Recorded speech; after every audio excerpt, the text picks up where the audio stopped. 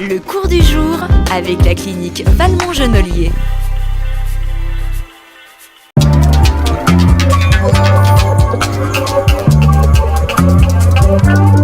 Allez, oui, comme ça, vous êtes bien grand. Génial, voilà, super.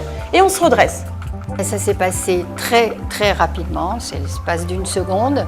Donc nous finissions de manger et comme il toussait un petit peu, je lui ai donné du sirop à prendre. Et tout d'un coup, j'ai vu le sirop sur la table, dans ses mains, etc. Et puis je lui ai dit, mais qu'est-ce qui t'arrive? Et il ne m'a pas répondu.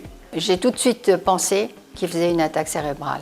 Lorsqu'une fonction neurologique est perdue, entre guillemets au départ, ça ne veut pas dire que la récupération est impossible.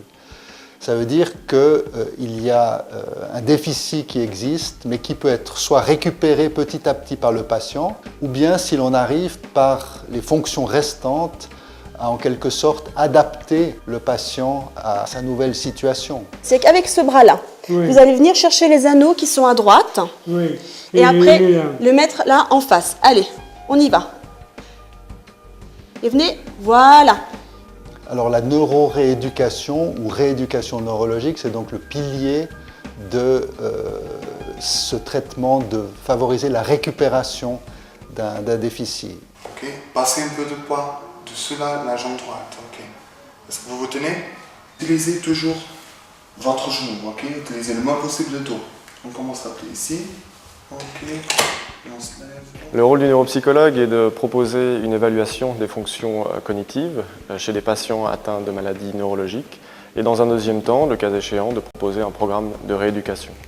Alors si on prend l'exemple de la mémoire, on peut proposer d'abord une restauration pure et simple des capacités mnésiques avec un training, des exercices d'apprentissage.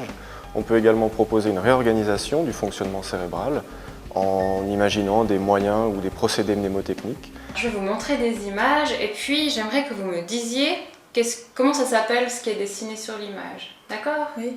Alors, ici, Une tourte. Oui. Du pain avec Un plat. Un plateau. Le principe même de la neurorééducation est positif puisque c'est un message d'espoir dans le sens que ça veut dire qu'on peut récupérer d'un déficit neurologique. Et depuis que je suis ici, d'abord, je me tiens droit, je peux faire bouger mon torse, faire des transferts du lit au fauteuil, du fauteuil au lit, c'est quand même important. Génial, hein? Non? Oui. Ah si, là, vous êtes en forme, hein?